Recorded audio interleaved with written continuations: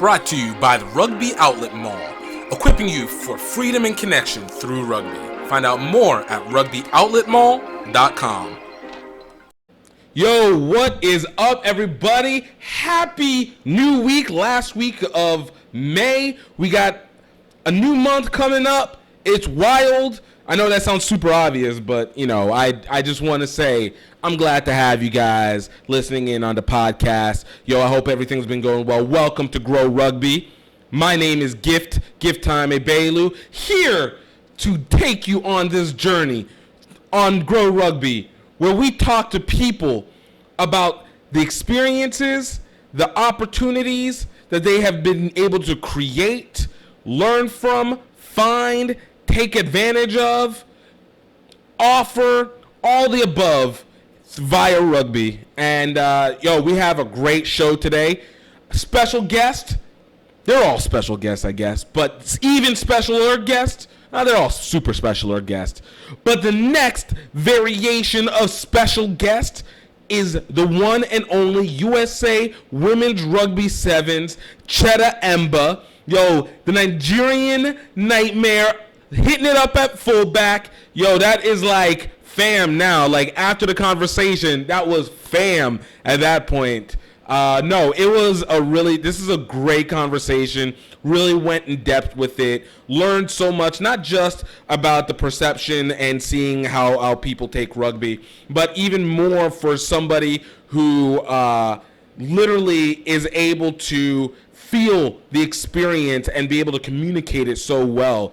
And look, if you don't know who Cheta or don't remember who Cheta is, Cheta really came onto the scene in the 2017 Women's Rugby World Cup in Ireland, but she also happened to be part of that Olympic team as an alternate, and she is a Harvard graduate, a biomedical science, biological chemistry biological chemistry major. Like, this is intelligence galore, but one of the nicest, sweetest people. We've had great people, and she continues the trend of these nice, sweet, amazing rugby people who are doing amazing things in and out of rugby. So this is going to be a really great listen for you guys. But look, want to just make the mention because you got to update the news, USA Rugby released their COVID-19, rugby starter guide. It looks like June 1st is when everything begins to open up again. But basically, the concept of the guide is you got to wait for your state to tell you what phase you're in, and then at that point is whenever you'll be able to either hold competition or not, hold practices or not. It's basically we're working within the same guys that we were already going to be doing. We just now have USA Rugby's seal of approval for whenever, if you want to do official matches under that heading. So, I mean, look, you take it for what it is. We're slowly reopening the country. I'm happy for it, just as long as we do it carefully, and obviously that we can be able to find ways of still being able to entertain and be creative and be able to work and be able to produce and be able to make people feel like they have purpose, because in the end, we all want purpose, and clearly people sitting around at home has proven that if anything, they either want service to be able to feel like they have purpose, or they want to go out and be able to create and have purpose in whatever it is they do, because not everybody is capable of doing it at home like that. So, it is what it is. But want to be able to give a big sponsorship. We got to sponsor again. Rugby Outlet Mall, you guys always know. This is the online store that is built to equip you for freedom and communication via rugby. We are all about the freedom of finding your opportunity, freedom of mobility, freedom of giving, of just being able to have and find purpose. And of course, communication, the global rugby network. How do you tap into it? How do you utilize it for you on and off the field? And we want to be able to make sure that we are equipping you with the right tools for it. So definitely go check out rugbyoutletmall.com Find it on Facebook, Twitter, Instagram. Like it. Tell your friends if you feel like there's people there. And the second sponsor on this is our documentary, Singapore to Rugby, Any Way We Can. It is released. Yo, we are getting such good reviews. We have put in premieres and test premieres for it. And I can't say how good it feels to see people start to see our journey. You don't want to miss it. You guys can find it actually available at the rugbyoutletmall.com. It is on the front page. Front page right there. Click it. Go get your copy of it. 7 episodes, 20 minutes. It is going to be the best 2 hours that you've done. Everybody who has watched it has literally said, hey, I couldn't stop watching. I binged watched it. You don't have to even believe me. Like, we're going to even put out the stuff and let you know what they say. And I will tell you, we don't put the people who just do us favors out of kindness. As much as people like kindness, and they'll never tell you that you absolutely suck, but they're going to tell you in different ways that they suck. They'll be like, yo, this was a good effort. Like, hopefully you guys are able to try and do more and we can maybe see more. No, that's not what you're hearing. You're going to be hearing, yo, I could not stop watching.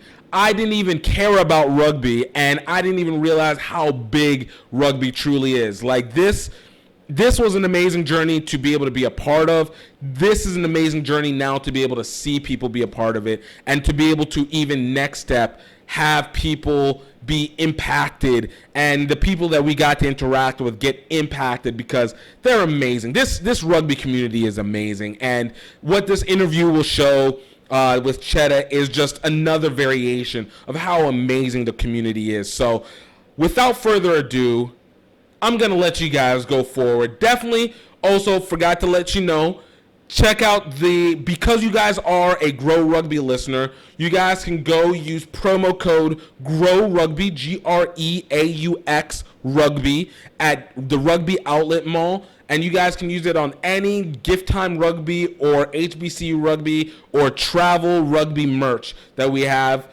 And continue the symbolism. That's what it is. It's the shirts, the HBC Rugby shirts. We're going to be having the boards up available soon.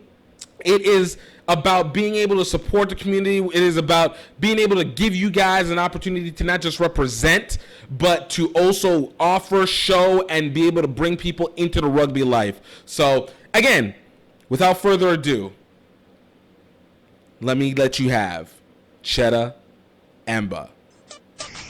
Enjoy. Grow Rugby, Grow Rugby, Grow Rugby, Grow Rugby, Grow Rugby, Grow Rugby, Grow Rugby, Grow Rugby.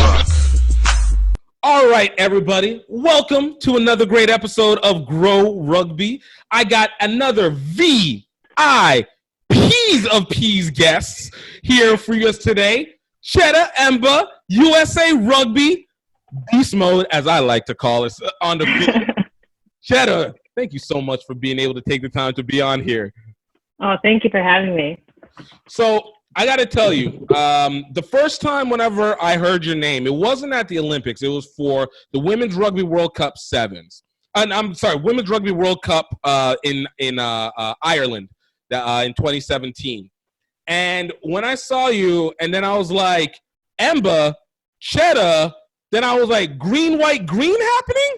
Is that Nigerian flag? I was like, yes! My people is coming up. Let's go. So I was like, look, it only made sense. We go to the green land of Ireland, recognize the green, white, green in tow, and I understand this first generation life. So I was like, immediately, this felt right. So I just want to say thank you. Thank you for representing so well. It's an honor. It's an honor and a privilege. I mean, I remember, I think you sent that the Black 3 post during that tournament.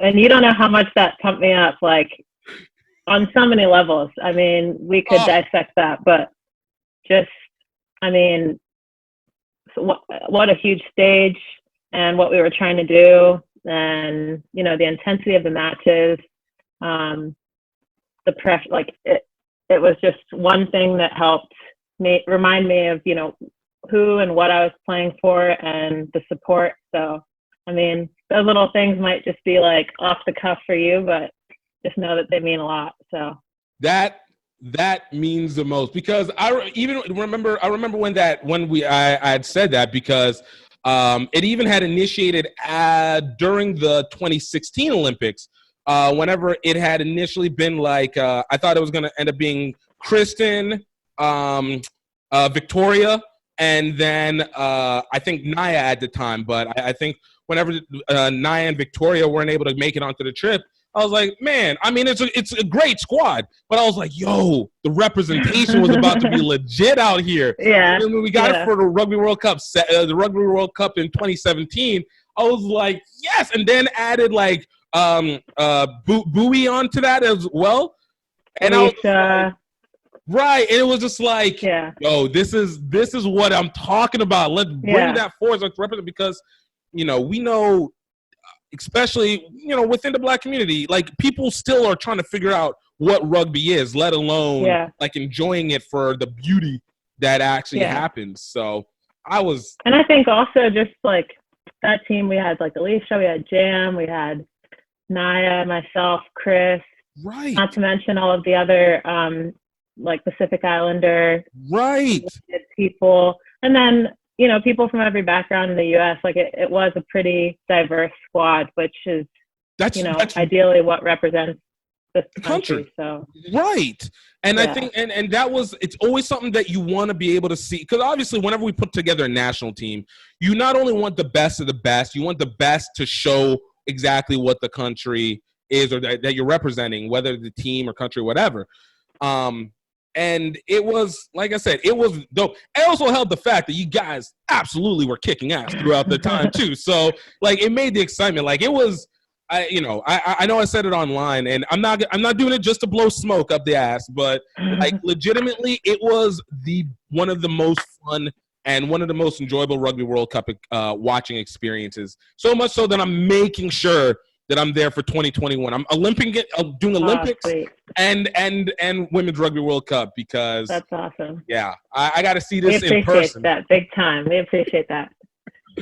So look, I always go with everybody. I want to get the origin story first before like really tapping in to the deeper subjects. And for you, I mean, you have one of the more unique origin stories when it comes to rugby, because of the fact that your eliteness comes both academically and athletically in so many facets. But for you, all right, what got you started playing rugby? My roommates actually kind of introduced me to the game in college. I don't think I knew what rugby was. I don't think I'd ever seen it or heard of it until college. But I was playing soccer at the varsity level at school as a goalkeeper, and my roommate joined the club rugby team at Harvard, which, again, like at that time, I didn't really know that much about. But we had a pretty tight-knit crew. I actually not that this demonstrates how tight we were, but this was supposed to be one of our union years, and we had a Zoom catch-up call. We were all just like, it took a pandemic for us to really sit down and catch up like this. But anyway, two of the girls in our blocking group started playing club rugby, and they invited me to come watch a couple of their matches. And along the way, I met a couple of their teammates who were becoming, their good friends. And they were really welcoming and friendly. And when I went to watch the game, I was like, oh, this is cool. Like, open space, kind of like a soccer field. Right. I saw the physicality. I saw the speed. And growing up, I had always played multiple positions. Mm-hmm. I played basketball as well growing up. And when you get, older in sport and you get to like the collegiate level and start playing at the elite level, trying to make regionals and state and national teams, you specialize. So as a goalkeeper, I wasn't running as much, and I was like starting to feel it a little bit. It was kind of like that slug. It's not so much. It's like the itch is not being scratched, kind of thing. Yeah, it's one thing like to be fit, and I mean, in a training session for a goalkeeper, you're diving on the ground and getting back up hundreds of times. But it's another to be fit to sprint down the field and outrun Right. people and be creative in that way. And so they were like, I think you'd really like this sport. Like, you should really try it out. And at the time, it was a club sport. And at our school, club sport do have a lot of funding, but they play late at night, get the worst fields to train on. And so, I mean, I was like, oh, this is all well and cool, but like, there's no, in my mind, trying to balance academics and athletics, I was like, there's no way I'm going to play a sport that would have me up and practicing at 10, 11 o'clock at night. And, you know, It's a value prop. not having the resources for, you know, like athletic training, that sort of thing. Well, they found out they were going varsity, and I had seen them playing and started enjoying the group, and I'd played what they call snugby during one of the blizzards in Boston, like 2-3 feet of snow. I don't like the cold really at all. And, like that's my personal nightmare. I think the closest I ever got to that in any facet was one time in Atlanta, and it literally was just like a flurry, just a flurry. And I'm like, no, I can't do it. Like, the ground is too hard. Everybody suddenly feels like you're hitting ice. I can't. Oh yeah, yeah. Even at home in Virginia, like once it started getting cold, like I have like memories of just like sitting in front of the, you know, the heater in the car, just trying to defrost, and I'm sure it was like 60 degrees outside. Look. Again, I tell people this. I don't know whether it's a thing being in the South or Louisiana or whatever it was, but there's something about once the temperature drops below 65, this is a different level of cold. I can't do this cold. I don't care whether it's 0 or 60. It is still the same freezing to me. Yeah. So, I mean, it was a shock to the system day one being in Boston, but thankfully soccer was a fall sport, and once the winter came around, we trained inside. We had a bubble. Anyway, so I went out and just started tossing around the ball with them. And I think it helped because, you know, if you're diving in rugby or tackling in the snow, like it's just fun, it's light, and I just had so much fun. So wheels started turning, heard it was varsity, and I was like, maybe I can use, like, this would be cool. Excuse me. Maybe like as a cross-training opportunity. At that point, I had like Googled a little bit of rugby and seen rugby sevens and was like, this is pretty cool, you know? So I approached my coaches and kind of put the thought in the air and was like, you know, do you think I could maybe cross train with rugby? Like, it's gonna be a varsity sport. Won't interfere at all with soccer, like if they'll allow me. And so, you know, they were like, as long as you can make the training session, like make the spring training and there's no interference, you know, we'll support you to try it out. Right. Just finished. And so I went over to the rugby coach, Sue Parker at that time, and, you know, introduced myself and, you know, asked if she would consider having me attempt to join the team. I mean, there were girls that had been on the team forever, and I had no like illusions that I was coming in to like steal the show or anything like that. You were here to like, look, let me be a part of this. I'm hopefully can add a little bit. I'll get something, but you know, it's I get it. I'm part of the learning process. Yeah, and being very upfront about, you know, like soccer is my primary. I would only be able to play in the spring if I couldn't manage it with school, those sorts of conversations. And she was super welcoming. You know, she's like, well, here's what you can do. Try it out over the summer. I'll put you in touch with these teams that are going to be where you're doing your summer internship. I was in DC at the time. And if you like it, you know, we would love to have you. And that's how it started. I started playing rugby sevens over the summer while training, doing my off-season training for soccer and an internship. I don't know how I managed it.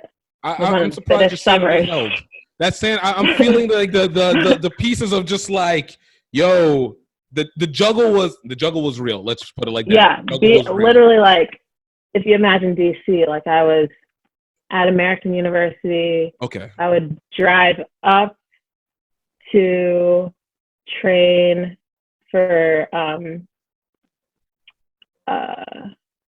soccer? Nova with Okay. Nova Women's Rugby. Then I would go down, I believe, to do the soccer training in another area of Northern Virginia. I was playing with the Washington Spirit developmental side and just did that circuit all summer. So I was super fit, and the girls on both sides were amazing. That's what made it work. See, all Not that. to mention the internship. Right.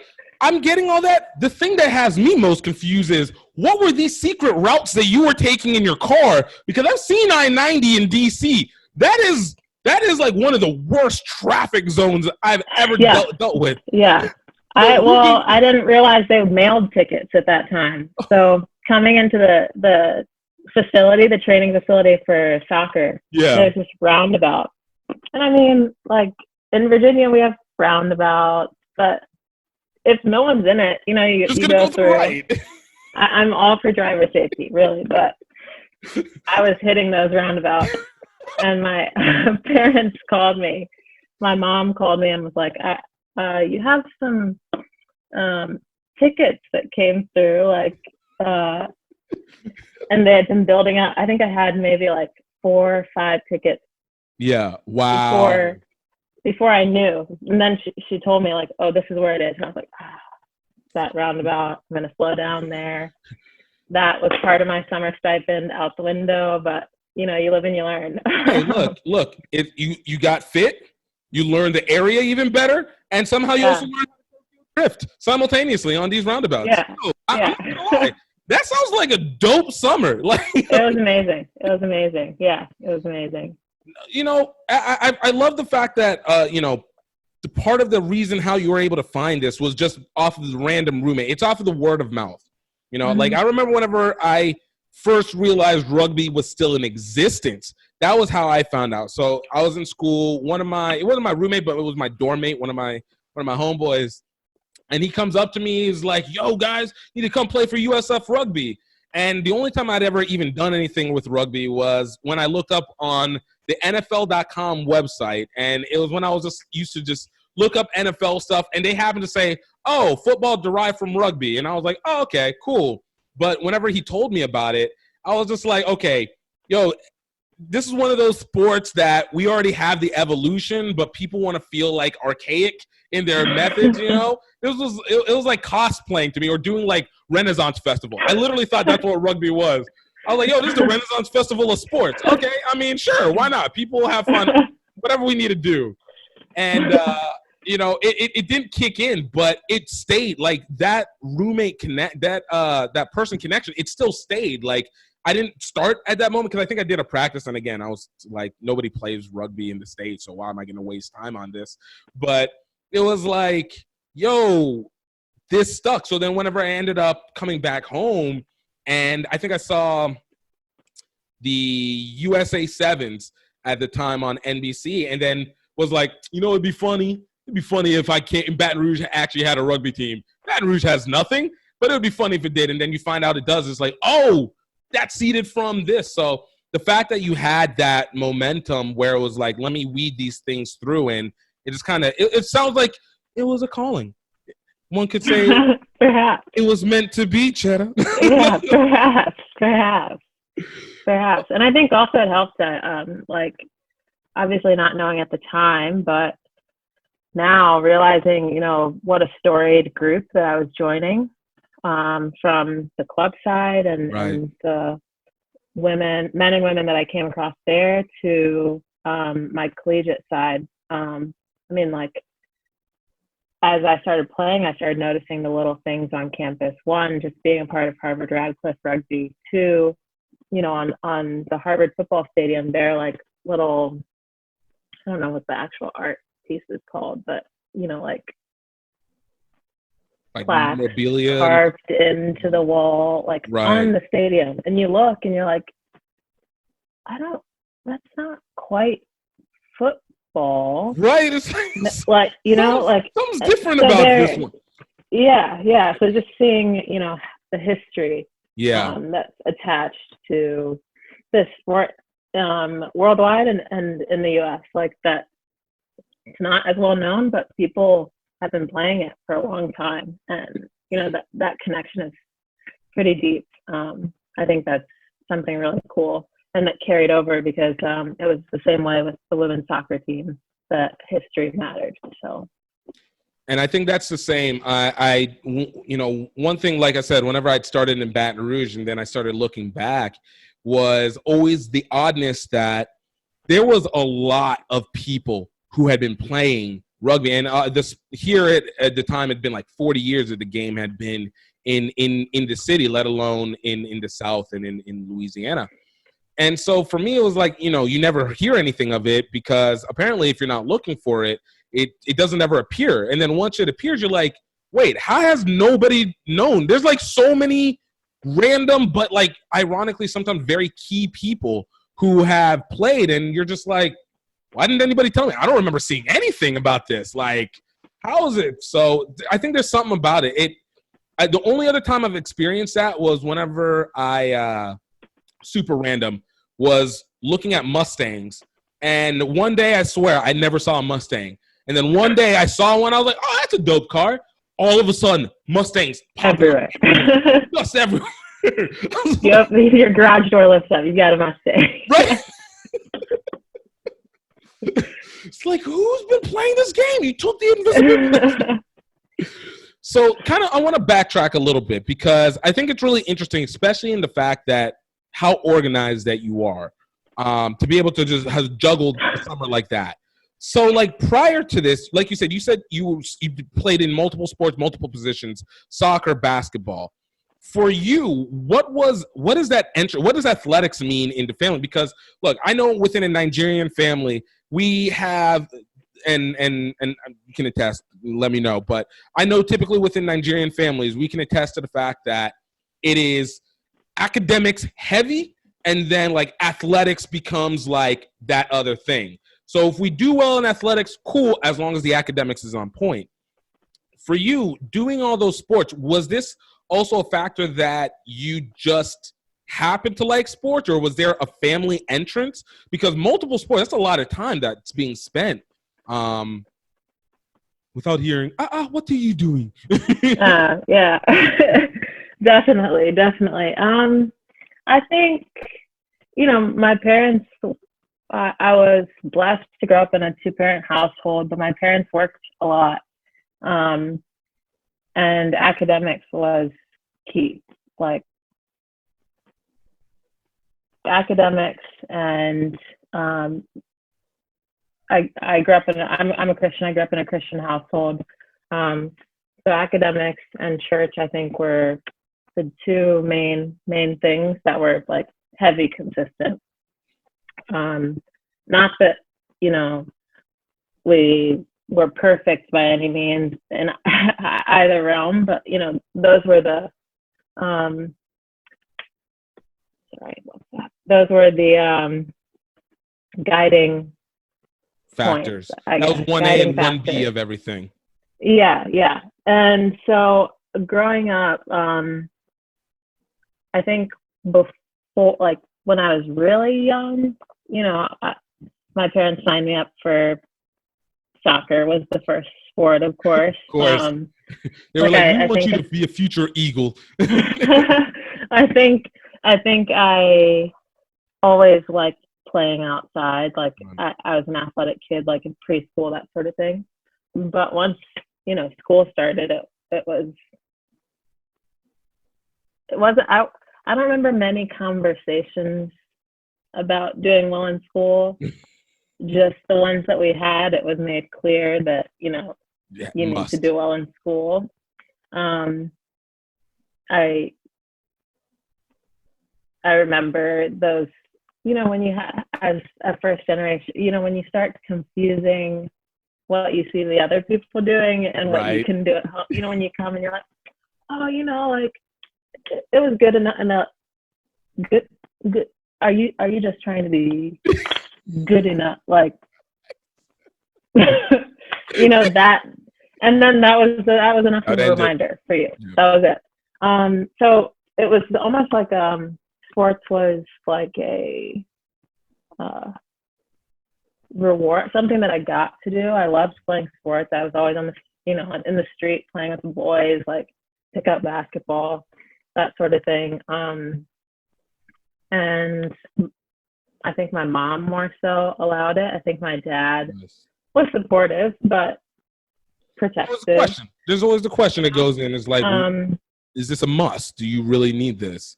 Yeah, well, and looking outside and being like, that's my daughter, 9, 10, 12 boys. And I grew up in Richmond, so right. Draw the conclusions that you want, like playing on the street, like playing hard is 80, all the time. Okay, it's getting dark, come inside, that sort of thing. Mm-hmm. I had my girlfriends in the neighborhood, and we played as well and hung out, but I was always wanting to play sports.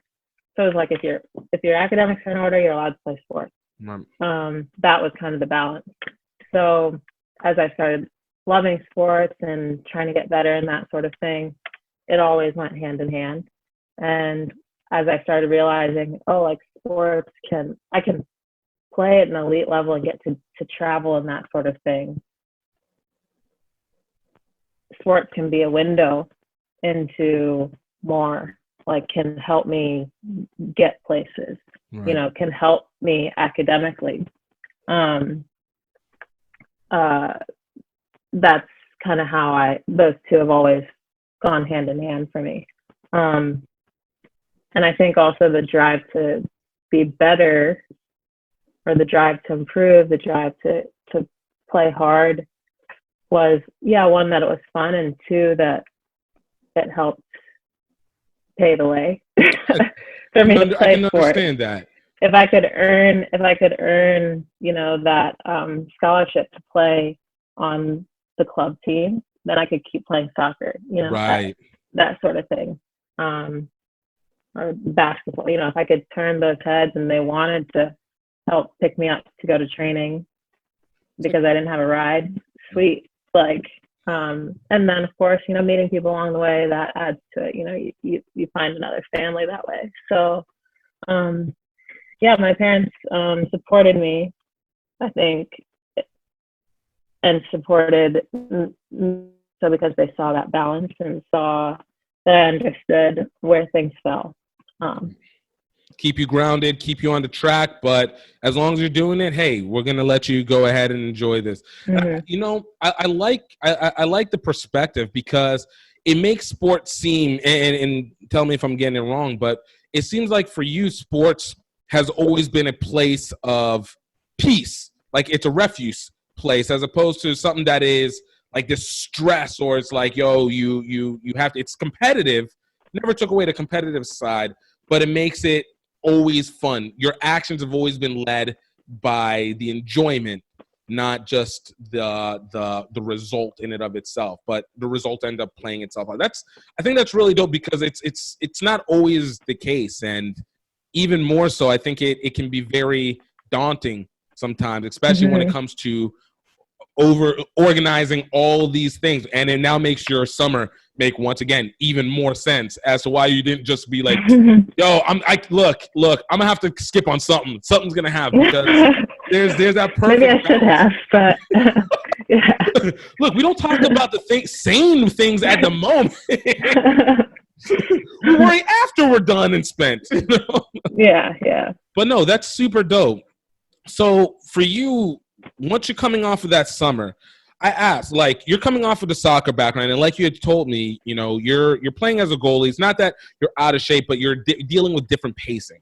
So for you, that first game, especially when it came to sevens, what was that experience for you like? I can't say that I remember like my first game. I'd probably have to look back and see who exactly we were playing or what it was. But I do remember, like, when I first started playing rugby, like, I wasn't trying to get hit. Yeah. Like, I was a goalkeeper, and was used to contact. Soccer is still a contact sport, even, like when I would play the field, in college, when we were all getting our touches on the ball, playing small-sided. Like, you would get jostled around, but, like, that's not the objective of the game. Right. And it's not the objective in rugby, but it is a key part. So I do remember, like, running full steam, like, sweet finding gaps, and then seeing, like, oh, that space is closing, or I'm on the someone's about to tackle me, and I would just step out of bounds. Yo. Like, I would just. You will not touch my body. And they had to, like, explain that part to me. Right. It's not like basketball. There's no out of bounds and it goes back to you. It's just like, yo, you keep turning over the ball. Like, yeah. Try to get rid of it or take myself. And also just being, like, new to it and not really knowing what to expect from that sort of hit. Like, it just looked like it was a heavy hit. Right. I was just, like, I'm not really trying to take on that much right now. There's a lot going on, guys. Like, I don't know. We really need to be making the contact. Like, yo, let's chill. Just chill a little bit. Yeah, and I mean, as a goalkeeper, like, you get blindsided contact, and like, you take it on the chin, and like, you're expecting it. That is part of the job description. Right. I didn't realize fully that it's part of the job description for rugby, and you initiate it, and you play through it. Like, the ref's not necessarily trying to, like, protect you. Like, as a goalkeeper, like, if you get smacked, like, that's just happenstance. Right. Yeah, or I mean, they target, but like, you survive it. You've made a statement, and then you get to take your time, reset the game, or like, that player is going to get a card, that sort of thing. Where rugby, everyone's just going for it. The consequence is you have to keep going, and not the consequence. No, I think that makes sense. I know, like, it. No matter how many times I'll start, like, it takes that first hit for you to be like, okay, maybe not. And even for me, I'm not a big. It's weird. I like the content while also I don't care for it simultaneously. Like, I would rather be elusive in getting through the line than I would like trying to just be a battering ram and crush it through. But it's something about after you get the first one and you're like, okay, it's not really that bad. Like, there's hits that hurt or can take the wind out, but it's never like, oh, man, I'm in excruciating pain unless there was something respectively wrong about it. But you don't find out until you get that first hit. Yeah, and I think it also made me run harder because of that, like, until you get the first hit where, like, they get a good hit and bring you to ground. Until then, you're like, wow, I wonder what it's like between the hit and hitting the ground. So I was like, I'm not trying to find out. Like, I just kept running hard, like, trying not to get taken down, like, trying to push people off. And it helped. I think that was good in that sense. That was how I navigated my first few weeks. It's a good motivation. That is a great motivation. Look, guys, I'm just going to keep chugging it out, like, really hard. And if they eventually touch me, well, we're going to see that we try that not to happen. So, you get this summer, and look, you're playing with obviously great teams between Spirit for Soccer. Nova's a great team out in Virginia. And then obviously you're doing the internship, but you're playing with these great teams and you're getting to know these women that are part of it. For you, the interaction that you had with the rugby women initially, in comparison to what you had whenever you initiated with other sports, because you have the experience. This isn't new team camaraderie.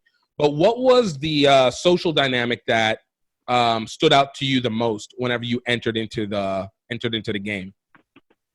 Well, I think it was actually pretty different in that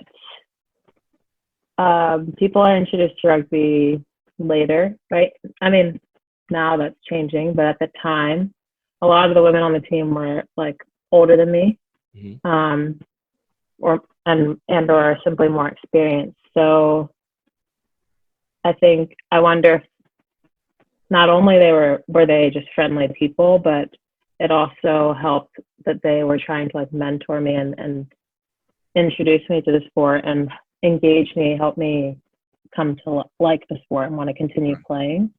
I remember I went to like a Sravi camp where I met CJ Hildreth, and she was just super kind, and that's what got me to check out her team and go over there and play. And as I'm playing over the summer, I realized like some of the women around me are like legends of the women's game, you know. They had like a Nova A and Nova B team. Right. So like they were playing for the top team, you know, and so, you know, training wise, like we would train together a lot of times. And so they showed me the ropes in that way. And I think also the fact that it's, I mean, it's always a choice, I guess, to play. But when you're younger, like in the US, many people are paying to be there, and like or kids, like their parents are paying to be there somehow. Someone's funding their way, unless you know you have a different story and there are other motivating or supporting factors. But generally, where with rugby, like if you're deciding to play summer rugby as an adult, like you want to be there. You enjoy the sport, but you also enjoy the environment, like going to those tournaments. And I just remember the first tournament and just realizing like, oh, all the teams just camp out along the sidelines and like everyone's there, and you watch every team play and you support your teammates and get back. So it reminded me a little bit of like soccer tournaments when I was younger, and like you play multiple games in a day, but was also totally different in that sense of like not the reputation of like, oh, it's just a party all the time that some people have about rugby, but just the camaraderie and community. That was, I think, part of my first experience with those groups. And I think they were also really patient,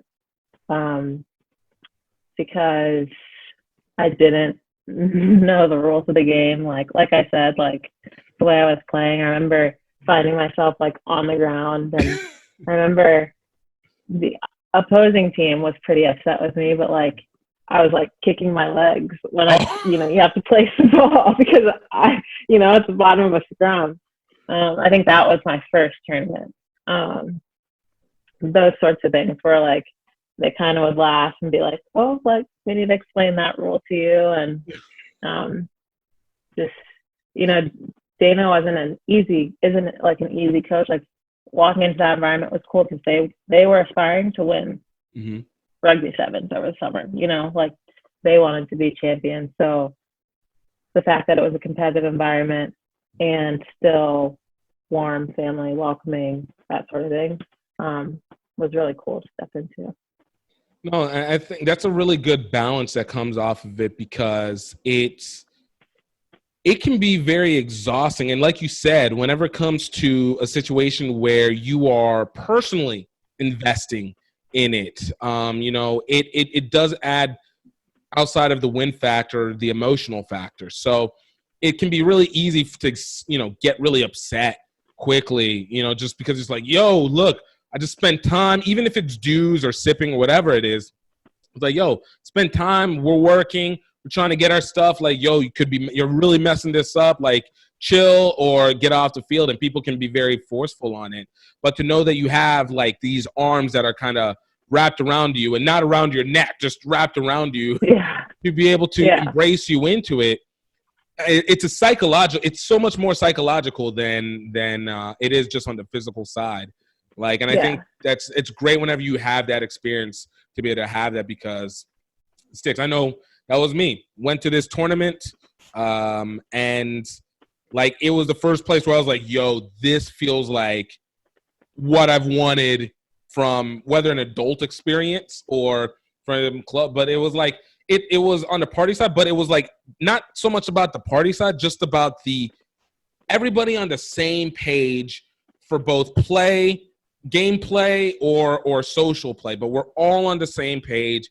We had the same mindset. We have the same chill. It's like, all right, this is a weird commune of unique standard similarity, and it was I think it's no, sorry. Oh yeah, I was just saying it just made it into a easily absorbable moment, and subsequently into the rest of the sport for me. Yeah, and I don't know that it's. I mean, that's only our experience, I guess. Like I'm sure they're a range Different of range, yeah. experiences, but to have that for mine, I think really was key. I think again, like with what I was trying to do academically, or my focus academically, and with athletics and soccer, like if it wasn't, I want to say this carefully, but like if it hadn't been somewhat like that, I don't know that I would have stuck with it, because I was aware that I was extending myself to do this, and like I was very, grateful. I am very grateful and of all the people that have extended themselves to help me do it. But just knowing yourself and how to spend your time wisely, I think it makes it key. So I think it was nice also in the sense that like it was something extra that I was doing. So like the pressure in it was also different than with soccer at that point. I could just go and learn and have fun and be around these girls that like also wanted to train hard and have fun and spend time together. But I didn't like necessarily have at the time like the fitness test that I was going back to hit, or all these responsibilities associated with it, because I was still just testing the waters. And because I, had my soccer focus and whatnot, like, as you said, the partying and whatnot, it wasn't really a distraction for me, because I'm like, I was too young, and two, like, like it doesn't fit like, at that point, it doesn't fit your lifestyle. It wouldn't work. Like I can't jeopardize that. So, it made it like you're just having fun with people and playing this sport, and waking up, doing it again. It goes back to what I was saying before. It sounds like it worked right within the realm of how sports had been whenever you started playing sports. This is the reward for the work that I'm already doing. So it plays in. Can't beat a work environment like that. Yeah. So, all right. So kind of like moving forward a little bit, you get back to Harvard. Now you're playing. It's a varsity. It became varsity at that moment whenever you started playing, right? So now you're kind of balancing off the varsity soccer plus varsity rugby on 2 different seasons, and then obviously your basic academic work, which is in molecular biology, correct? Right. So for you, like when you came off of the summer, you did all that. For you, what did that change in the varsity sport for rugby in Harvard? How did you not allow yourself to be like, okay, now I'm overtasking, because this changes it from it being a leisure sport that I'm having fun and working in to now we're like really trying to committed invested time. Like this is an investment that you're making now. No, it almost made it more realistic for me, because it meant, okay, they're going to have set practice times. There are more rules around varsity athletics, with the NCAA. You're going to be able to, go into the sports med facility and do your recovery just like usual you know, the athletic trainer for rugby and the athletic trainer for soccer can be in communication.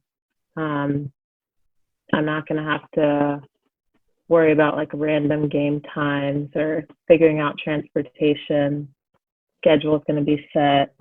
The coaching staff, all of those regulations. Like, I think the fact that it became varsity meant that I was going to have more structure.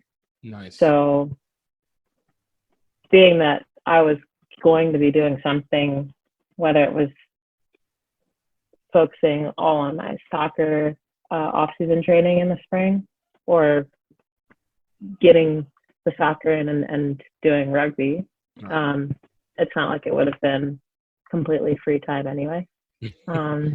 So may as well put something that you you're know? gonna have a little extra on this. Yeah. But no, yeah. makes sense. I mean, it was more work, but I think it helped planning wise that it became a varsity sport. That makes sense. That makes sense. And the structure, the flow of efficiency now is handled. No, I can get that. So there's one thing I always like talking to rugby people about, especially whenever it's new and you're coming into whatever we want to call older. Basically anybody seems to say older is anything over 8 years old. So we're just going to go off of that context. But for you, before you started with the Eagles, how long do you feel like it took for you to kind of click, have the light kind of turn on a little bit whenever it came to being able to play? Because, you know, if you swear it by anybody else, if you don't start by 8-9 years old, you basically are just going to be a lame duck of rugby. But for you, you know, do you feel like, man, I'm not getting what's happening? Well, obviously you didn't, but like when did you feel like it was just like, okay, I'm getting the feel of this. This motion makes sense to me. This game is starting to make sense to me. I'm gonna hit you with the dates. I told you. Oh, we going there. You can give me approximation. I think there's a difference between like getting a feel for the game and understanding strategy. Okay. And how to read the game. But like a general, like, okay, I kind of feel like I understand the point of what we're doing, or like feel like I understand how the skill set I have can work within this game and where I should apply it to get that upper hand. Mm-hmm. I think I like started catching on fairly quickly. Like, you know, the objective is to score tries, and I started with rugby 7, so it was less rules to pick up. Like, and I think when I first started, and you know, they were explaining 15s, I'm like, okay, like, okay, guys, you guys are going too far now. It's like chill. Yeah. chill. Yeah. I love like the fast nature of 7s and how, like, you know, you have the main objectives, you have the laws, and then everything else is kind of off the cuff, and there's a freedom in that. So just kind of was finding my way, recognizing what worked and what didn't work, and trying to score tries. And when it worked, it was like, cool, like, okay, I'm going to keep doing that thing. Data point put in. And it was funny because defensively, I think that first summer, we just played with a traditional sweeper, and they put me at sweeper. So it was last line of defense every single time. Yeah. So, I mean, I was like, cool. And I think it threw them off too, because as a goalkeeper, that's goalkeeping in large part. So communication wise, I was like, I'm just going to talk to them like I would my back line. Right. I was talking a lot, and I could see, like, puzzle wise, like, okay, like, this is the angle, this is where, I need them to shift. And just like, I feel like I remember a few times, like, looks back of like, what is she is really talking to it. Like, what is she, where is she getting this from? But that clicked. So that was a bit easier in that sense, because I guess my responsibilities were a little bit less defensively. Like, and that was very much in my mind. Like, I was like, if I can direct them, You don't have to do as much. Like, I'll make that, like, last ditch effort. Like, if I need to, like, I'll be there, but I'm going to do everything I can to take care of it before it happens here. Whether it's them making a tackle or them just applying the pressure to force the turnover. Because that's similar to soccer too. Like, right. Everybody loves to see the big saves, but an effective goalkeeper minimizes how many of those are necessary, Right. And so, yeah, I think just kind of for myself, starting to understand in that way. And I remember a couple coaches or players like mentioning like, hey, like, you might have something, like you're playing really well, like you should keep playing, that sort of thing. And I just kept playing. I think just as I started finding more games online and that sort of thing, then I started realizing like, oh, like there's more to this. Like this could, and my college coaches were really supportive and they started encouraging me. So it was fast but gradual in that sense. I think because everything else was going on, it felt pretty gradual, but I recognized it. I was gonna say it sounds like it's incremental but consistent. Fractional but consistent. And like again, interesting of utilizing what you'd already been knowing, and it just happenstance to be in a position where you already had knowledge. Now it was just like how to tweak it right into the sport itself. Yeah, and I think that has carried over. Like, I understand that they're different sports, but I think that's how we do life in general. Like,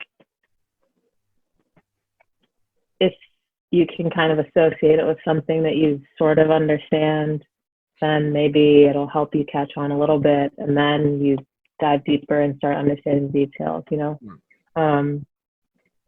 So yeah, recognizing where skills could cross over was, I think, something that really helped and made it exciting, like, for me. Oh, I like it. And yeah, I like that because again, it just I like the usage where how to combine things, because you're right. That's why we generalize. The concept of generalization is built on the fact of us finding a similarity in something and then being able to decompartmentalize it based off of what we know and then what we learn individually. So you're in this with a Harvard team. All right. So what happened between you and getting to the Eagles? So you're playing with Harvard for 2 years, correct? Mm-hmm. Yeah. And so you go from playing with this varsity team, playing well, and it's at the time when things are streaming a little bit more. So you guys are being shown a lot more. Who came up to you and was like, yo, hey, Cheta, you think about wanting to be an Eagle? Hey, this whole academic life, you want to come literally to the other side of the country? Well, I think actually after my first season, I don't know if Coach Whitwell had mentioned it or if I had just been invited to like an age grade, like collegiate All-Americans or like something like that camp. Mm-hmm. And I remember I was like, no, like I need to focus on not in that. I just remember not going. Right. Because I was like, I'm going into my senior year. I have to do my preseason prep. This summer I'm playing I stayed in Boston. I was like, I'm playing for the Breakers. I'm gonna be doing research. Like, I think I also may have traveled or something that summer, but it didn't. I was like, I won't be able to do this camp. She actually helped make it possible for me to attend the camp. And so I went and got that first taste, and really enjoyed it. Like, I saw pictures of that camp. I have pictures of the first kit that I got. And I ended up being invited to that tour that they took afterwards. I couldn't tell you where they went or anything because, as I said, I was like, I have these things lined up. I think the camp was like in May or June. So like, right. I was able to go to the camp. I got it kind of mixed up and apply everything I just said to the prospect of going on tour. Jeez. That I was just like, so much priorities. Like, I can't really do that right now. So that was my first like taste of it, I believe. And I think at that camp, like Sparks was like one of the big coaches for women's rugby. I feel like in the U.S. and within the national team, he was like, "Have you ever thought of playing seven?" And I think I probably said something back to him. I was like, "Oh yeah, that's what I first started playing. Like I love seven." The camp, I think, was the team skied. Yeah. And that my first year was a little bit surprising because I think we played a little bit of 15s in the spring. I wasn't anticipating that, so I had to learn a little bit more there. The experience I had with sevens wasn't enough. There was a lot of stuff that I had to pick up. Right. Because it was your first taste at that time. Yeah. But again, like they're like, you'll either be a center or fullback, and then I started really liking fullback. So like, great, you'll be at fullback. If necessary, we might have to put you at wing, but like, I love fullback. It has all the pieces. I mean, this is when it comes to, hey, I sweep, I see the whole field, I can command it. Yo, we can make sure if I have to do a breakaway, I'll catch it. But I don't really understand all their strategy, so like when I see the gap, I'll get there, and then I can just run, But yeah, so getting a taste that way, made me more curious, and I think I started realizing the opportunities that existed within rugby, and the wheels started turning, and I think I was like, it would be really cool to be able to play this at the international level, to play for the national team, and recognizing that sevens was going to be in the Olympics, and growing up having seen the Olympics and obviously watching in terms of soccer, of course, and playing soccer at some of the highest levels current at that time, and knowing I, all things considered, probably wouldn't be able to pursue this the way that would be necessary to chase that dream. Right. There's not that it's a surprise that you're competing against tons of other women and women that are there's always someone out there working harder or playing at a higher level already than you. But just being realistic about, it's like different factors that become involved within that. Like it's not just a meritocracy on the field. It's what are you doing off? What are they doing? What is the representation in terms of regions, and what do they have? What is their notoriety? Like it becomes so daunting on how many things can be part of that. Like exactly. And with rugby, like getting that encouragement, and recognizing like, okay, this is a growing sport in the U.S. This is where I am right now, and the opportunities that I'm getting, and the time frame you know, I was like, I could just go for it, and, you know, God willing, it works out. And, you know, if it doesn't, then continue on. But like, there's a set time frame. And so I think I mentioned or had a meeting, like, or just conversation, I think, with coach, and I was like, okay, like, I think I might be interested in like trying to pursue playing for the national team. Like, you know, what should I be doing? Or they had mentioned it, some conversation like that. Right. And I got to the point in my mind where I was interested. And so then I started, I was invited to sevens camp, Right. going into the rugby season of my senior year. So like that winter, I think, like I finished out my senior season of soccer, and I wonder what it was like for the coaches, because I was really like soccer season, like I wasn't. I tried to. That was like all those years of investment, and we finally. This is its known conclusion. You were just in that. You were in that moment.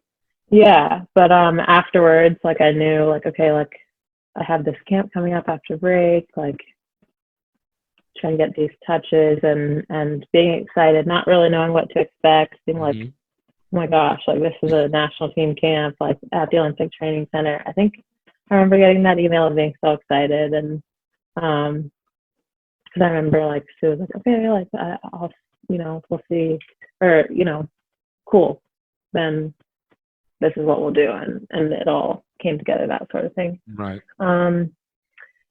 And so I went to that first camp, and that's where things kind of started. That's where I got another taste of the elite level.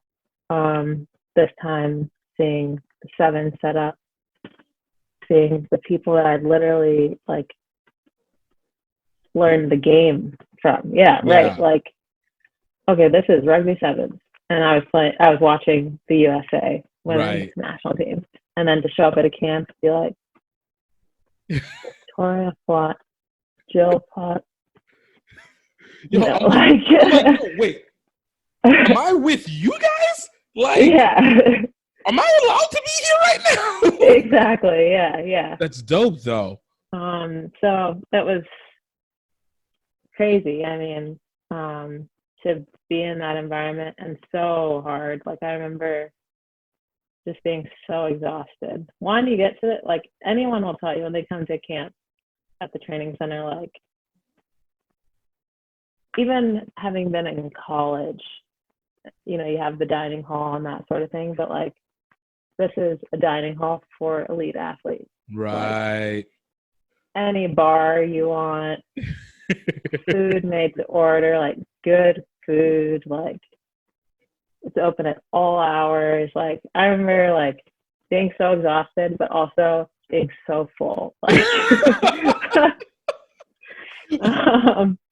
I feel like you have to be able to, like, I love it because you have to take advantage of that experience, because it's the presence. It's just like, yo, I know people who I've watched since I was young. They trained at this facility. I'm sitting relatively at the same table as them who trained at this. Like, I'm being in, like, it's the energy of the environment just being surrounded by like all those other current like Olympians or people trying to become Olympians from every kind of sport. You see the pictures everywhere. You see the rings. You see the flag, and you really get a sense of like what you're going for beyond just rugby. Like you get a sense of how big it is. Bigger than you. It goes. It's bigger than where I'm at. Yo, see, and that I find. I mean, it changes the definition of whenever you play, because now there's purpose. It's not just I play for myself. I enjoy, but it's like, there's a real mission that's coming behind this that we're doing. I might get on that Wheaties box that nobody actually. Wheaties are expensive. Serena's on the box right now, and I'm like, oh, it would be so good to have that box, but I'm not paying $7 box of cereal. Yo, look, don't get me started on grocery store costs. Like, this is a whole thing that no matter how much I've done it, it never sits right with me. I'm like, I don't know how do people ever pay for this? How do people give me all the great value, generic variation, whatever, because your brands are not worth this much. All right. Yeah. How'd I spend $100 on 4 items? Right. No. No. So, all right. I'm going to keep fast forward a little bit because I don't want to tire you out too much, but I really am legitimately interested. I love your perspective on this. So, okay, we have 2 major events that kick in for you. You have the Olympics that you got to experience, and you have the Women's Rugby World Cup. Essentially what I would consider as 2 of the same level events of 2 different, obviously forms of rugby with very significant what's the word I'm wanting to look for? Significant viewerships that came from it because they were historic. In the Olympics, obviously, first time being back, and as women, first women's rugby in the Olympics. Women's Rugby World Cup, most viewed Women's Rugby World Cup all time to this date until next year when everybody so badly needing sports as well, too, that everybody's going to be watching. For you, you've traveled before out of the country, correct? Mm-hmm. Prior to that Olympics time. Mm-hmm. Right. So you understand the travel, but going into that environment, and we already talked about the Olympics. Well, I mean, I understood but it's different. Like traveling for these teams and traveling to travel with. I guess I hadn't really I left the country. I guess twice. Okay, so this was but it was for school, and I went down to IT for some volunteer work. So this was very different. This was huge different experience. Look, I had that going to Asia.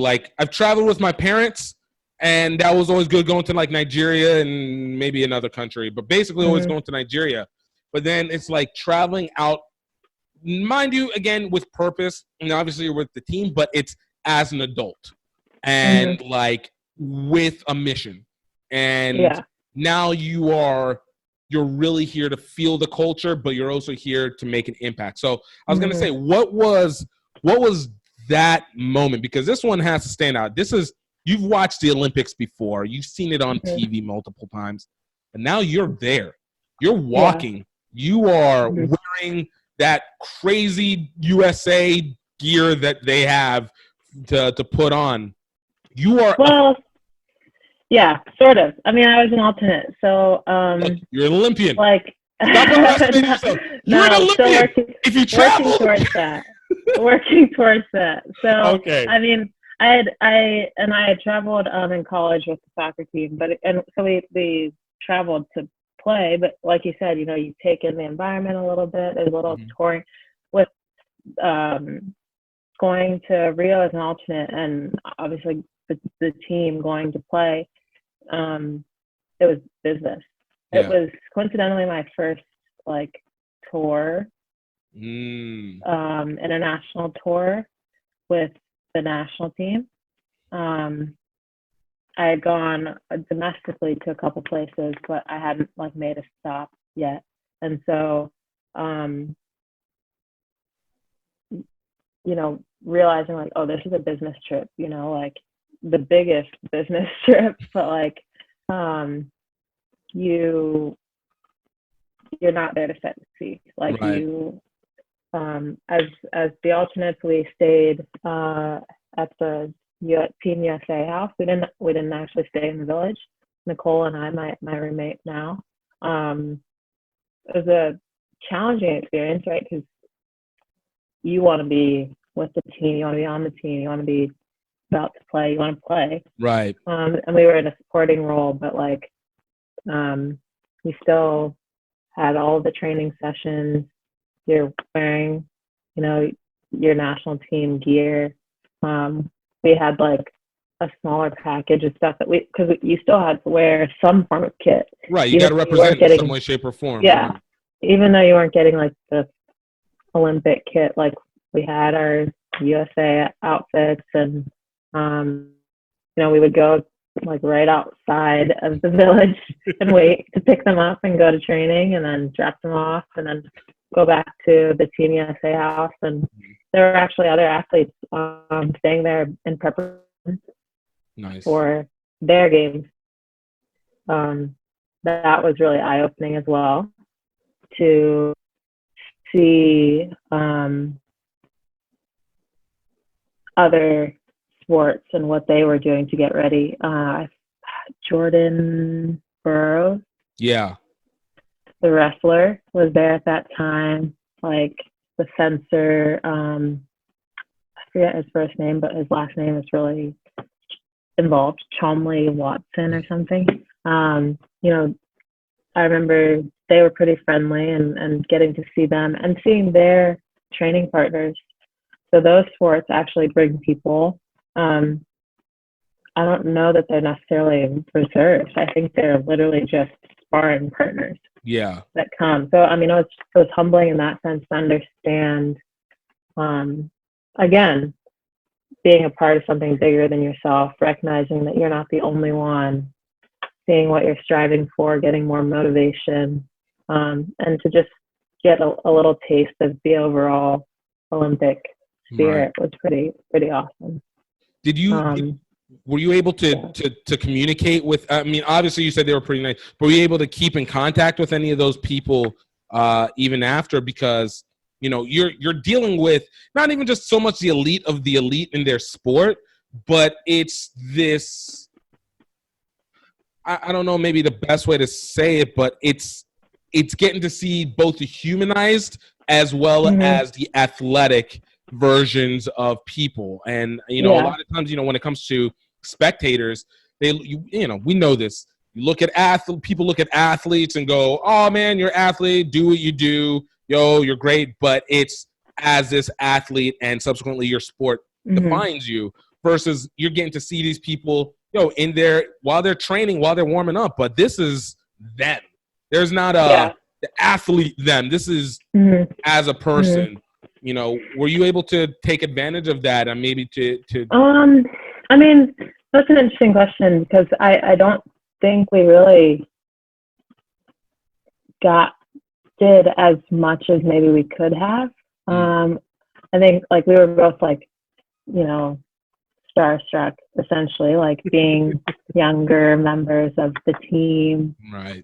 And in this case, not on the team, just, there as alternate, as injury reserves, and taking it all in. And again, like I said, like this is the big event. So everyone's laser focused, like you're observing, and like, you might chat when you guys are doing your workouts in the gym together, like when you're sharing space like that, little offhand comments. But most of the time, like you're traveling around, even just within the compound there, like with your coach. Right. Like, I don't think that we ever saw them apart from their coaches, like strategizing, watching film, that sort of thing.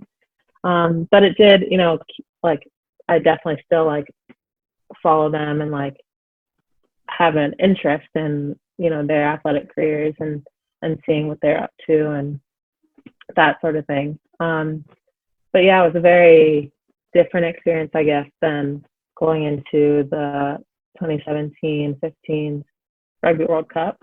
I think it definitely added to that motivation to like make the team and be a part of that, and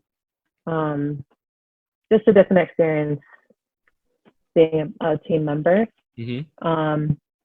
And having the event solely focused on rugby, I think, was another huge thing.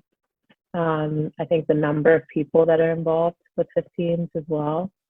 Like we had, I think, 2 or 3 months in residence, conveniently at the training center here. So we kind of just shifted from 7s into 15s training. But then all the 15s players came in as we worked down to making the final squad, or worked up to making the final squad. And then travel-wise, similar, like business trip mentality, where we stopped in DC first and did some send-off things, and then flew to Limerick, where we had like a prep time, which was similar to what we had with Rio. Like we went, I think, and trained maybe like, I was a late call up, so they went to Florida and trained for a week, and then went up we were also there in Rio for a week prior. I think it was a week. Kind of get the environment and everything like that. Exactly. Start to understand lay of the land. With the 15th World Cup, it spread over a month, so that allowed a little bit more time for like getting to see the country, which I thought was really cool. Like to this day, Ireland is one of, or what I know of, what I've got to experience of Ireland, and like the little instruction I had, I think has made it a top destination for me. That's legit. I've heard that from a lot of people. That they go to Ireland and it's like, yo, this is one of the most beautiful countries I've ever had the experience of going to. I've actually never had anybody. My only experience with Ireland was going through the airport. I'm not going to lie. I loathed everybody in that airport. But that being said, I was told that was an unusual experience because if you step outside of it, then you get the real people. So I take my experience with the ultimate grain of salt from there. I'll go off of what everybody else has been saying until that. But I always wondered, exactly what the interaction is with when it comes to the international players, because, you guys are all within this environment. Obviously, it's a very business environment, but I would assume whether it's for eating or something, there has to be a crossover. Yeah. And then when you guys play, like, you play each other, like, especially when it comes to 7, you're basically playing the same people every few weeks over and over and over. So I wonder, like, how much do you get to interact with the other women that play, and then obviously what you do on the field versus how we do with us in the club environment. I mean, for me, again, being newer to the sport and newer to the national team and international environment, like it's definitely been a journey for that side of things as well, because I was just starstruck, and I think that also played a role on the field as well, like being like, oh, that's Portia Woodman and lining up across. Well, thankfully in 7, slightly not directly across from me from prop sometimes, but or like I remember like Honey Hirame and Kayla McAllister, still my favorite players, like just being like I'm on the pitch with them, like the top players from every team. Like I could name 20, 30 players right now that, like, at first it was just like, whoa, let's be playing on the same pitch. And then as a competitor, to be looking at them like, okay, this is my opposition. Like, okay, I know I need to compartmentalize like the like celebrity factor. So I've done that, and now it's competition factor. And I think just my sporting background, like, and especially in college, like, we weren't the type of team that like hung out with which is normal. Our opposition, right? For soccer, seeing it with rugby, That's why I say it's normal not to hang in any other sport. Like, your opposition is your opposition, and so it's like, yo, you're cool with your teammates. Which, whenever people always talk about camaraderie, I was like, yeah, every sport has that within the locker room, basically. Yeah. But it's whenever you're like, it's your opponents that you're also cool with. Within the same sphere, it's like that's when it gets weird, And so I think I definitely struggled to turn that off, and especially because the tournament is 2-3 days straight. Like, you have to, do whatever you need to do, like, to mentally be focused and stay on. So, like, the idea of, like, oh, we just lost this team and now, like, go, like, share jokes, like, I'm not there yet, like, or, oh, we beat this team, or, we're about to play this team, like, that's been something that like has been challenging for me, coupled with like my natural nature. I think is kind of like a little bit shy and like nervous to like reach out in that way. But lately, like that's a big part of lately I've been trying to do that more, because there are so many cool players, women, coaches, just people that even to the referees, like that you come across, and like it's one thing to like be amidst them and like in passing interact, and it's another to like take advantage of the opportunities, like you said, to like get to know all these different people and find similarities, find friendships, and it's now I'm getting to see, like as I've played more, how fun that is, because yeah, you do see a lot of the same faces during tournament time. Like you share dining halls, the locker rooms are, every team has their own locker room, but like you're gonna pass teams on their way to the field and on the way to recovery. You're by the same team the whole tournament, that sort of thing. So yeah, there's the on-field time, there's off-field time, and you just find that balance. Because I talked to Charity Williams with Canada a couple weeks ago, and she said the same thing. She was like, I'm so used to focusing in on my own team. You don't interact with the opponent. That's good to hear them.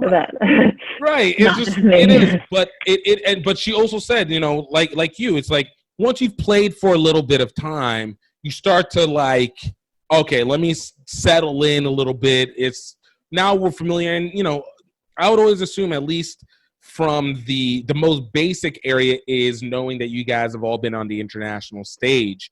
And so for whatever it's worth, whatever it's, I share the bond where I'm equally praised by the fans in the country, while I could also equally be criticized by them. But we understand that we're playing at this level where everybody's spotlighting us and stuff like that. And yeah, that mutual respect definitely has always been there. And then now I think using that as like a jump off point for more, like to learn from these people that I'm around every day, and to share in that sense, because it's an international game and we're from all over the world. So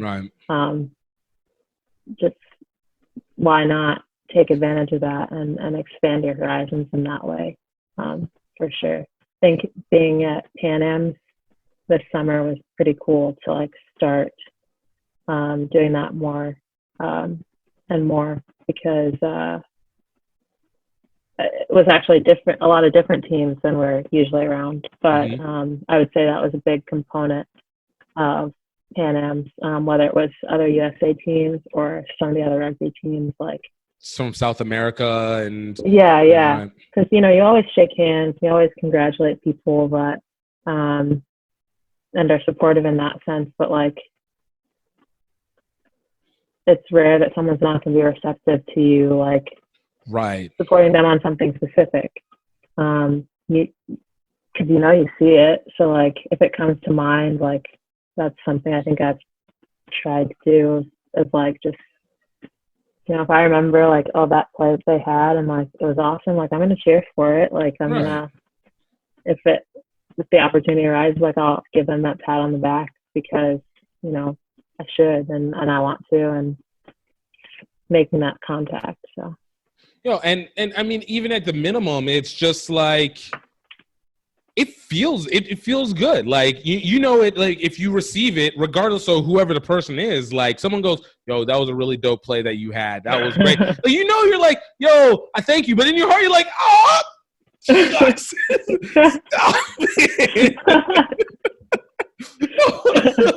And it stands, and it makes a measure. But but when you talk about like whenever you're dealing with other teams, or even something about the international effort of being able to notice these different sets of people and, get to experience it.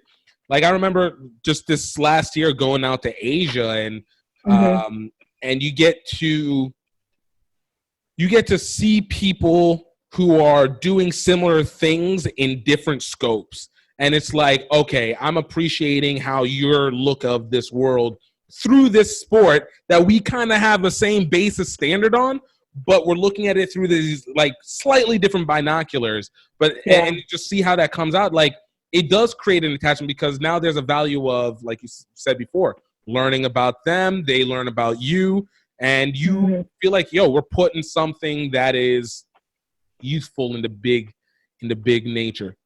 Yeah. And I think the fans also play a huge part in that, because interacting, I love being able to have conversations like this. Like I might be nervous about getting there, but once I'm in it, and especially like on the field, like after a game, right. Getting to, or just, I'm passing in the stadium, like on the way to warm-ups or that sort of thing, when you bump into fans from like all over the world and you recognize, like you said, that shared that thing being rugby, and that they want to connect with you and you want to connect with them, and that bond is really cool. No, it's real. Let me ask you this, and this is something that I've started to experience a little bit in doing this media stuff for the last few years. It's the concept of celebrity. All right. And let's take it within the nature, like for you, within the rugby world, there is a level of celebrity that you have. Cheta Emba, USA Eagle, number 15. I don't remember what number Eagle you are because you guys have so many, and I feel like you guys just memorize it yourself. So I'm going to let you have that. But within it, on an international stage, you have it.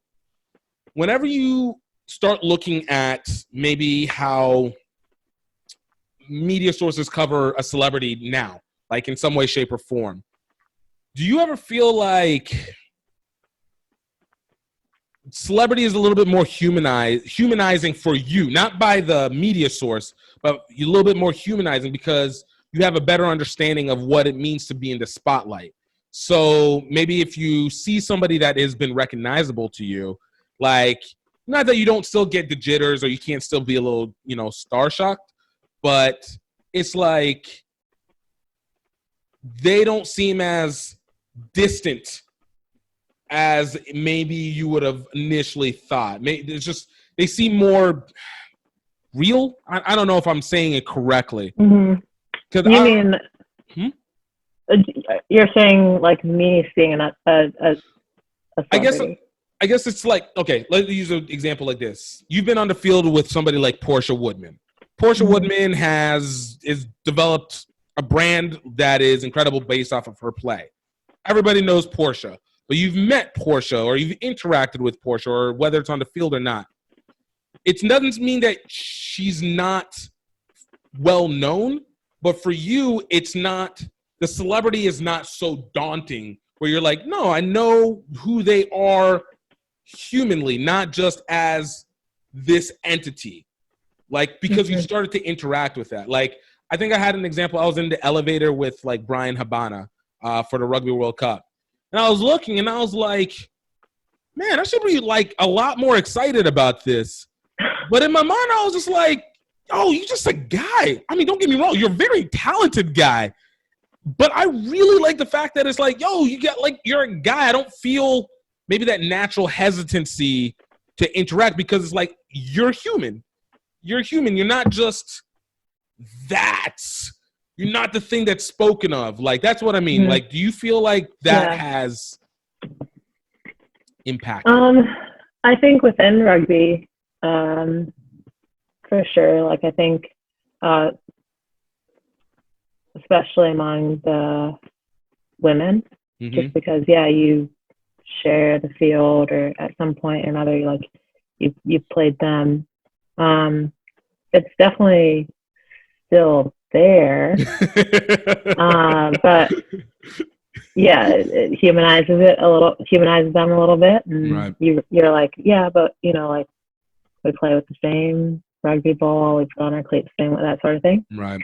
And I think it's also started happening a bit more now that we've had more stops with the men. Mm-hmm. Because again, like, yeah, we share the same dining hall, we watch the same game. You might turn and like realize that the table, 3 down from you is like watching the same play that you're watching, or had the same reaction, or you're cheering for the same people. So that's helped, but there are definitely still players that like maybe to someone else like it wouldn't be a big deal, but for me, like, because I watch them, or like I really identify with, or like model after something that they do on pitch or off pitch, or remember something they've said, or something like that, where like if I come across them, it's like that comes to mind first, and I almost have to like remind myself, yeah, like to give myself that like, I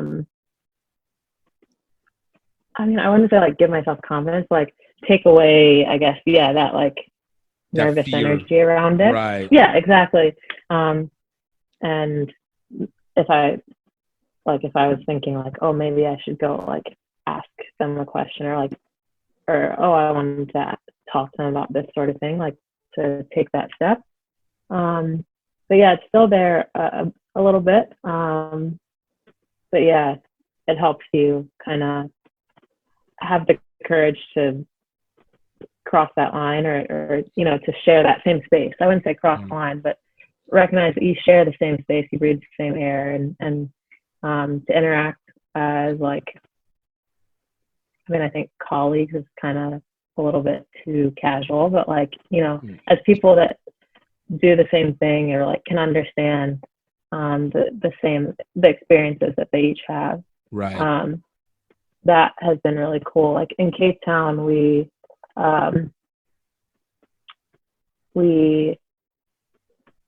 had our jersey ceremony presented by like Cecil Africa, and that was a starstruck moment. But then we were able to do some volunteer work, and some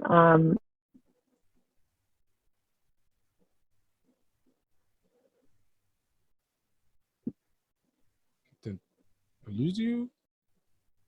other normalizes things. Outside of rugby, I think it's a little bit different. Like, I think there's still... It's like it's still there. It's still there. It's still there. I think, again, it helps that our training center supports various sports, and doing the same thing that we're talking about with on the circuit, and like with other rugby players, with other athletes at the center, and really taking advantage of that wealth of knowledge and opportunities for friendship and mutual support, that sort of thing. But yeah, I don't think it makes, I wouldn't scoff at any celebrity now, but well, look, I'll say one, to be able to maintain the wonder I like to use. The wonder, I think, is something that is important, and it's awesome because you still want to be able to be like, I looked up to that person, even if I'm playing. Like that's the OG. Like that's legit. Yeah. And, you always have that respect, regardless of whether you consider them celebrity or not. But at the same time, also recognizing that you've also earned yourself into the same space that they have been, and allow yourself the freedom to be like, I'm here too. Like I did my thing too. Like, why are we trying to trip on me alone? That's encouraging. Yeah, that's a really well put way to say it. I mean, I think that having that is important to help yourself get to that next level, and to not walk around with your head down all the time like I maybe have in the past, but just to walk in yourself and recognize and appreciate what you've come through to as you continue to strive. Yo, I like it. So I'm going to ask you kind of last question for you, I wanted, because I'll be honest with you, Cheta, I could have another conversation with you for like another hour or two just to go. But we got to give these listeners something to come back to. I need you to come back. I need to be able to talk to you again on this. But, kind of as you've now started in this path and obviously you have a lot of things still on your plate, what is it that you are looking forward to now in terms of, maybe legacy might be the wrong word, but what you're looking forward in terms of your future, both on and off the pitch? I think for me,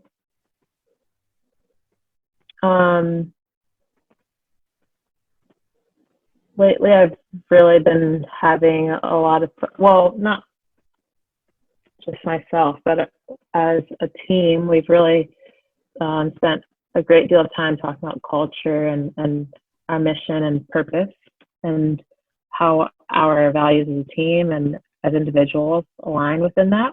Mm-hmm. And I do recognize the platform that we have as a team and that I have as an individual. And I think something that I am working to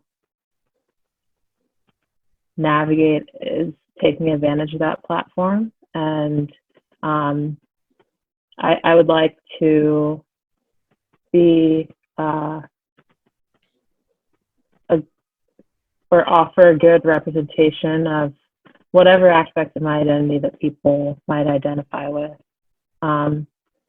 whether it's being a woman, being a female athlete, being first generation, being African American, being American, being, from whatever background. I think that's a really cool part of what we do. So figuring out how to do that in a way that's still authentic to me is something that I think I would like to do on and off pitch. I think when it comes to like the media and whatnot, like saying yes to more and figuring out how to align with people and groups and brands that I think match up with the things that I value and find important. And again, are authentic to me, getting past that, shyness that we talked about before. I just want to keep growing as a player and as a person and increase my understanding of the game and understanding of the strategy and improve my skills and execution. And I would like us as a program to continue striving and to continue growing and to be a part of that and to do my part to help bring it to that next level and for us to do our part as a team. Because, we are a big part of this movement in the United States and have a great opportunity. So while enjoying it, recognizing that and recognizing that privilege and that opportunity and making something of it. No, I legitimately love that because, the best way of seeing change is seeing it from the top and having it mimic down the totem pole a little bit. And like you said, you guys are, a major component of it. You guys create a flash. And I know for me, watching you guys play, it's a legitimate thing of beauty. I truly enjoy watching you guys play. It is so fast. It is so fluid. And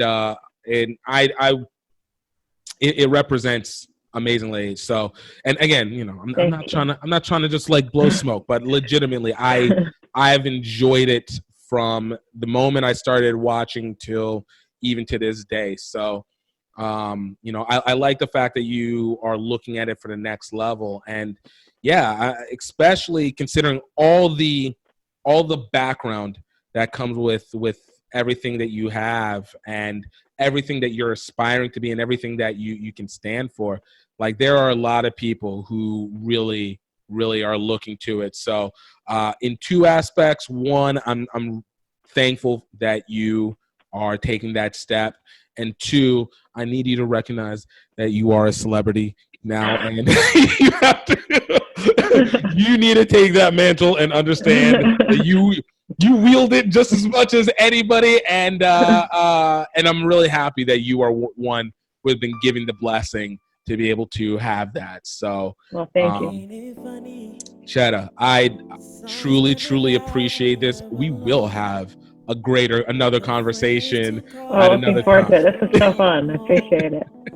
Thanks for taking the time. Oh, I love it. And look, quick question: where can they find you at? You mean media-wise? Yeah, social media-wise. Social media, it's very straightforward. At Cheta Emba, CHETAEMBA, on Instagram. And it's actually, I just changed, I don't know, I might change it back on Twitter. Before, I had my area code, but now it's at Cheta Emba on Twitter to keep it simple as well. You're getting too big to be putting out your locations like that. Like, you represent, but Yeah, so those are the two social media platforms. I do Facebook, but not really as much. I think Instagram is definitely the go-to. And yeah, you can shoot me a message through there, and I'll respond, and hopefully we can make something happen. I love it.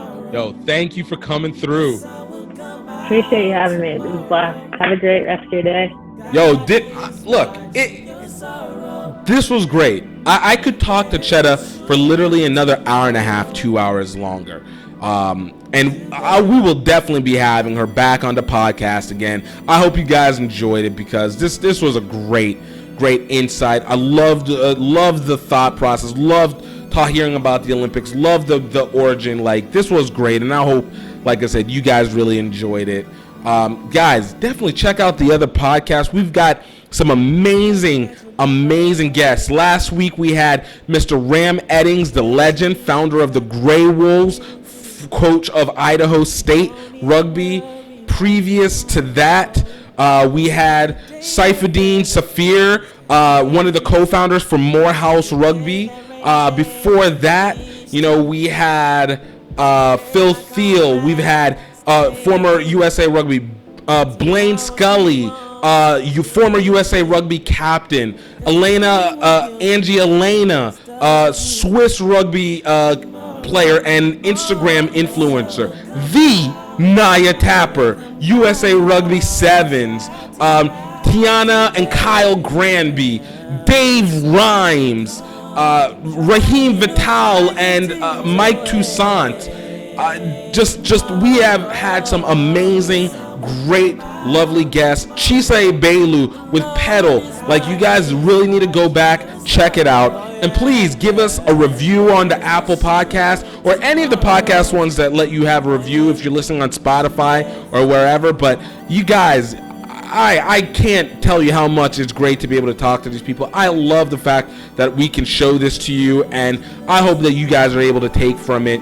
Also, once again, big thanks to our sponsors, Rugby Outlet Mall, and the documentary Singapore to Tokyo Any Way We Can, the series.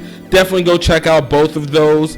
And also utilize promo code GROW Rugby, GREAUX Rugby at rugbyoutletmall.com.